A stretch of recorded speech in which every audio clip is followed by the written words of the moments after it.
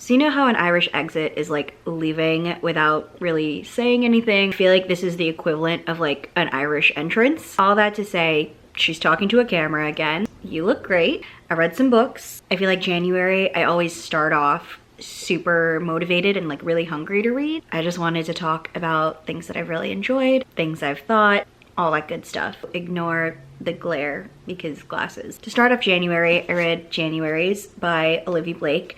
It is an anthology of short stories, some of which I believe are from Olivie's backlist, some of which I believe were written for this anthology. I ended up giving this 5 stars. I think it's what I needed to get out of the slump that I was crawling out of 2024 with. Like something quick, something fast-paced, something segmented with the right amount of romance, world building, things to keep you guessing, things that feel safe and understandable. A lot of fantasy elements, some fairy tale elements, some sci-fi elements, which I thought was really interesting. If you're a fan of the Time War book, I can think of a specific story in this anthology that you'd really enjoy. I really love Olivie Blake's writing, and I think that short form formats are where it can really shine in terms of being able to like demonstrate her ability to like come up with these creative concepts,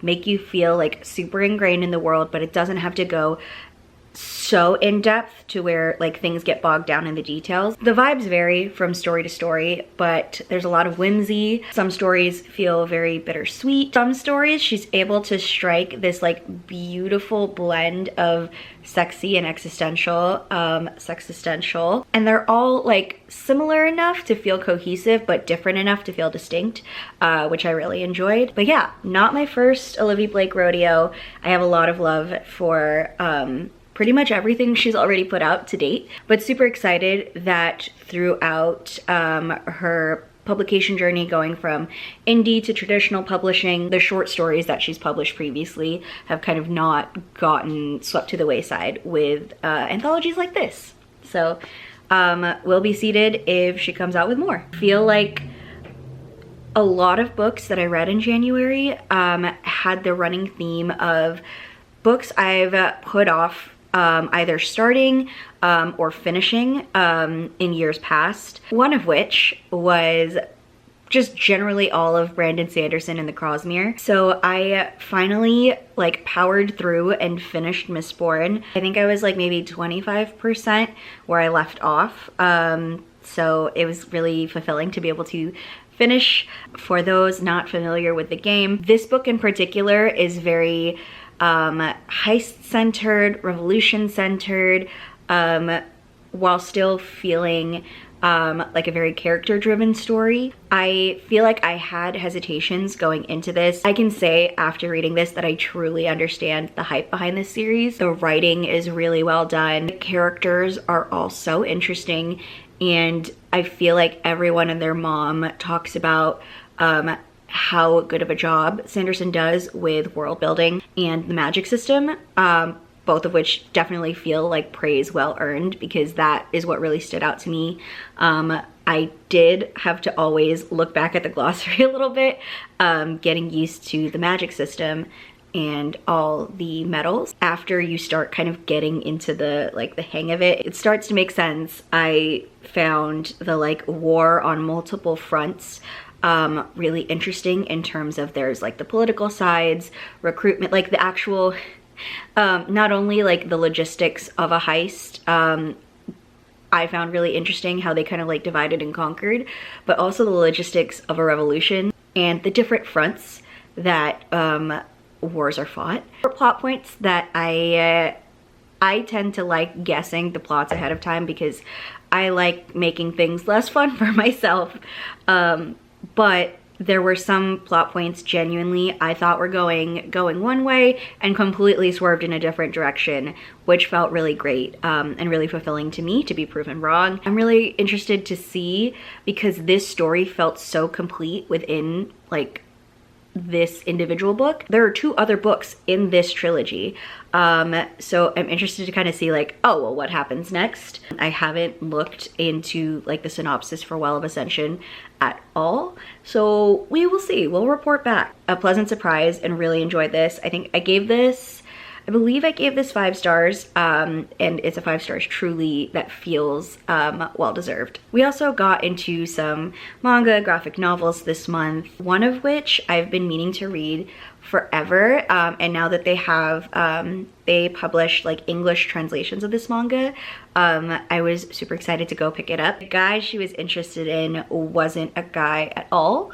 I believe I said that right. This was not my first take trying to say this title. I'm gonna be really honest with you. 2 high schoolers, one of which works at a record shop and the other just loves to listen to music, and she thinks that the other person, when they're working at the shop, is a guy just because they're dressed pretty androgynously. They put on a mask. It's a little bit of like some hidden identity stuff. Circumstances arise where it's like, oh, I don't know if I should tell her that the person that she's crushing on is actually the girl who sits next to her in school, while at the same time they're like bonding over their love of rock music, which is really fun. It's cool kind of seeing these 2 like bond over Nirvana and things like that. I'm pretty sure there's like some really good Spotify playlist somewhere based around this series. I'm not 100% sure if it is sapphic or not. I would love it to be. So that's definitely part of why I want to read more. Such a sweet story. I love this like style of green that's kind of throughout. Sped through this super quickly, but more in a short and sweet kind of way, rather than I'm just trying to get to the end kind of way. I think the 2nd volume just came out in English, so I will probably be picking that up at some point as well. Then I read Out on a Limb by Hannah Bonham Young. This is a romance about 2 folks who have a one-night stand, and a pregnancy happens, and it's them learning ahead of the pregnancy how they're going to navigate being parents, how they're going to be in each other's lives. You know how good a book has to be when the trope that you specifically are not a fan of is in it, is the like central component of the plot, and yet you are so hooked that you have a great time regardless. I'm not a big fan of like pregnancy stories and that kind of thing, just to personal taste. The characters were so charming. The romance was so tender and sweet. There were genuinely really great moments of banter that left me giggling. And so it just feel like it didn't really hinder my experience of enjoying this book, just because it had something that I didn't particularly like. Definitely think that while like the pregnancy is like a large part of the story, the way these characters interact, get to know each other and like understand each other's stories is what really stole the show for me. Just incredibly tender, loving, felt like a hot mug of tea on a cold day. I also really enjoyed reading the disability rep within this book. Both the main characters have disabilities, and I just thought that was really great to read about, and loved how integrated it was in their stories. Will definitely be seated for Hannah Bonham Young's other books. I believe I have Next of Kin somewhere in a pile somewhere. So I will definitely be putting that on a future TBR. Continuing the theme of books that I started forever ago and then finally finished this month, I was able to finish Masters of Death by Olivie Blake. I feel like this was a book that I had really high expectations for. Like, I really anticipated this to become like one of my favorite books of all time. And I feel like because of that pressure I put on myself, I would just put off reading it. I would like read a little bit and then be like, no, now is not the right time. You're not in a good headspace. Don't. And so it would be a constant push and pull of picking it up, putting it down, forgetting what happened, trying to read back to where I was. And yeah, it was a whole thing. But I decided to sit down and just really read and get through it. Like, no time is better than now. So I ended up finishing it and I really enjoyed it. I feel like, I think part of what had me constantly on that loop of starting and stopping is that the intro, there is a lot of exposition to not only this world, but specifically this really large cast of characters. and like each of their individual kind of stories. Because of that, I feel like the beginning does feel a little bit longer and heavier, but once you get to a certain act and a certain plot point, things speed up light years ahead. It got so good. I sped through it. It just picked up so much that I was like, oh my god, what just happened? I've said it before, I'll say it again. Olivie Blake does a really great job of coming up with these like creative concepts and fusing together like a more grounded world with elements of things that are a lot more like mythical, fantastical. There's like mythical creatures within this, there's gods, there's like demons and angels. Death is personified in this, but like there's still like real estate agents and that kind of thing. But the real estate agent is a vampire, or an aswang for my Filipino baddies. I hesitate to give it like a general recommendation because I know pacing might not be for everyone. I did enjoy it in the long run, and I think the ending was really worth going through the beginning for, if that makes sense. I feel like I can't go too much into what this book is about, other than the fact that there's a game that the gods like to play and death is involved, and lives are on the line. Otherwise, I feel like it's kind of best to go into this book not really knowing what it's about. And then flipping back to the graphic novels of it all, I picked up the second volume of Cosmonites by Hannah Templer. This is a part sci-fi, part medieval story, basically like knights in space fighting for princesses of the planet, and specifically this party who goes undercover to liberate the princesses. So basically going through how they do it, and this book really goes into the consequences and the aftermath of what happens. First of all, the art style is absolutely gorgeous. Every character in this is like a 10 out of 10. It's whimsical, it's high stakes, it's sapphic, and I feel like this installation of the story really is like broadening the plot, and I think upping the ante, not just like on a planetary basis, but like on a galaxy level basis, which I think is really cool, while also really feeling like the rage against oppressive systems. I thought it was really great. I'm interested to read, I think, whenever the bind up for volume 3 comes out. I also read Bride by Ali Hazelwood. God damn, that's all I'm gonna say. Actually, no, that's not all I'm gonna say, but in summary, goddamn. This book is about a vampire and a werewolf that get married for political reasons. Plot ensues. I think going into this, I was expecting to not like it just because like the earlier chapters were giving us a lot of information about kind of the political state, about how like the werewolves and the vampires don't like each other, explaining like different systems of like how humans come into play in the society. It made me a little bit nervous for how the rest of the book was gonna go. It's the same thing where once a certain plot point is hit, I was locked in. I think this is one of my favorite female main characters I've read in a little bit. I really appreciate kind of like a stoic, sarcastic female character. Doesn't wear her heart on her sleeve, but definitely shows it in other ways. I thought the banter in this rocked. I feel like Ali Hazelwood does a really great job about like crafting conversation in a way that feels like snappy but real, and I really appreciate the dynamic that these characters were not delusional. I feel like there's certain levels in romance books, sometimes there's like certain levels of delusion, maybe not necessarily delusion, but denial. But these characters are pretty honest about when they're like, we are feeling more than what we should be, or they're pretty honest about the fact that they do care for each other. And then when it gets to the point where they do love each other, spoiler alert, they are not playing games with that kind of thing. And a lot of the pressures of this relationship come more from external forces rather than like internal miscommunication, which I am always about. Definitely a really like fun, entertaining, and immersive read.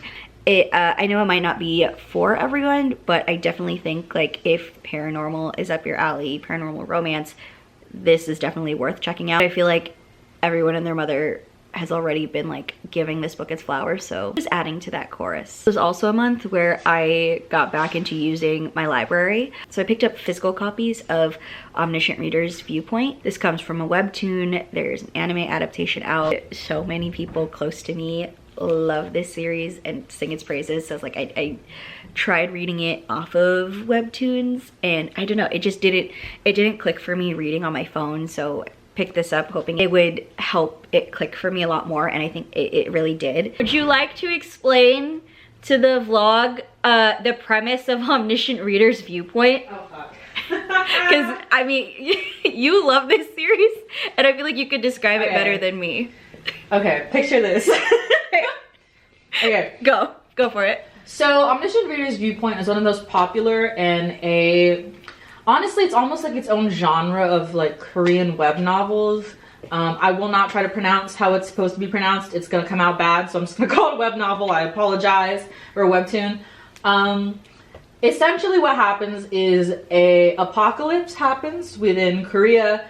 Usually portals open up, or they're called gates most of the time, which allows like monsters into the world, and in order to combat that, most civilians, but not all, will awaken or activate powers, usually led by some type of like system that tends to be